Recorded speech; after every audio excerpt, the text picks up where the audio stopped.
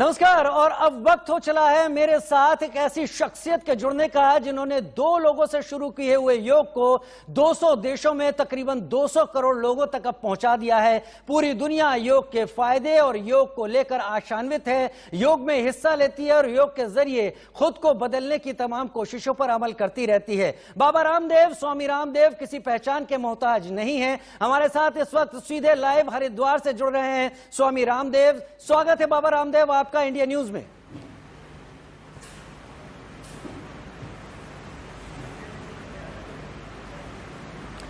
स्वामी रामदेव, देश कोरोना काल से जूझ रहा है। स्वामी रामदेव, स्थिति यह है कि हर देश कम से कम अपनी आर्थिक स्थिति को लेकर बहुत ज्यादा कमजोर हुआ है पिछले कुछ सालों में। मैं पहले सवाल की शुरुआत आपसे इसी से कर लेता हूं। आपने अर्थ से परमार्थ का एक मंत्र दिया है। आपने कहा है कि पतंजलि 5 लाख लोगों को रोजगार देने की तैयारी में है। आखिर कैसे संभव हो जाता है ये चीजें, और साथ ही भारत की आर्थिक विकास, आर्थिक प्रगति को लेकर आपके क्या विचार हैं?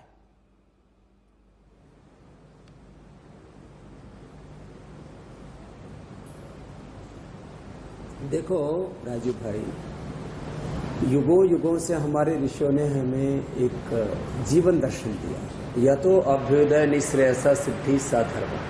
हमने दरिद्रता को कभी धर्म नहीं माना। इसलिए मैंने कहा आर्थिक और पारमार्थिक दृष्टि से, माने आध्यात्मिक दृष्टि के साथ साथ आर्थिक शक्ति संपन्न भी होना चाहिए भारत।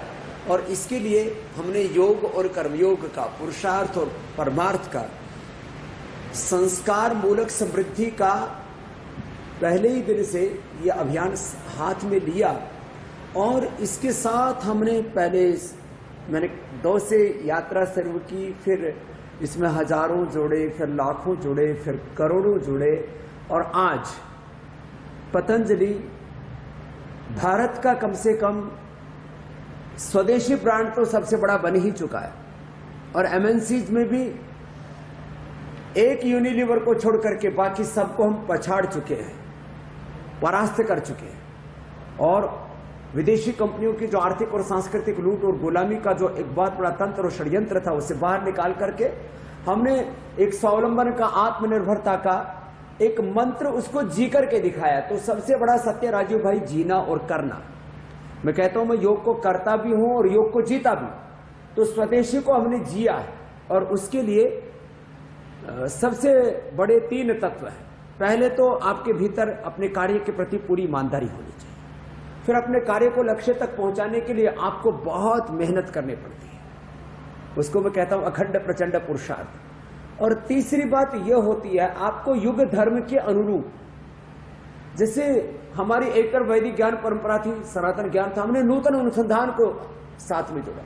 इसलिए आज हमने ये नया न्यूट्रास्यूटिकल भी, आप जो मेरे बाईं तरफ देख रहे हैं, जो है सारे vitamin D, B12, calcium, iron, omega, B complex, multivitamin और विटामिन सी और जिंक, और जो अलग अलग प्रकार के प्रोटीन पाउडर जो 5-5, 10-10 हजार रुपये की कभी विदेशों से आया करते थे, ये हमने न्यूट्रास्यूटिकल की नई जो है रेंज लॉन्च कर दी।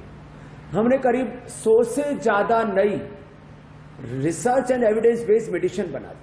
हमने ये देखा लोगों की जरूरत क्या है। एलोपैथी में बीमारियों का कंट्रोल तो था, लेकिन क्योर नहीं था।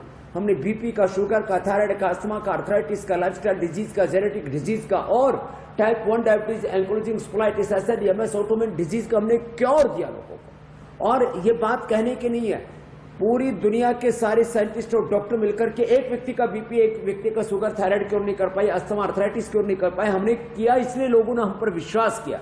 तो हमने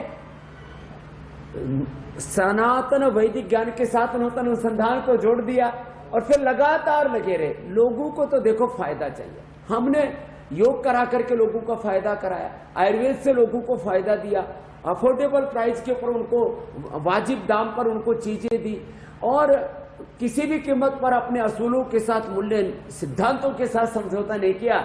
इसलिए आज पतंजलि को सिराखों पर लोगों ने बैठाया और देश का सबसे बड़ा ब्रांड बना दिया। ठीक है, टर्नओवर तो पतंजलि ग्रुप का 30,000 करोड़ से अधिक हो गया। चाहे हम अभी यूनिलीवर से थोड़ा पीछे है टर्नओवर में, ये भी हमने लक्ष्य रखा कि 2025 तक हम यूनिलीवर को भी पछाड़ देंगे और जो भी अर्थ अर्जित होगा उसको परमार्थ के लिए लगाएंगे। हाँ, माना कि रुचिर लिस्टेड कंपनी है, 4300 करोड़ में हमने एक एनसीएलटी के प्रोसेस से एक दिवालिया कंपनी को अपने हाथ में लिया था। 18 बिडर्स थे उसके अंदर, बिड लगाने वाले भारतीय और विदेशी भी।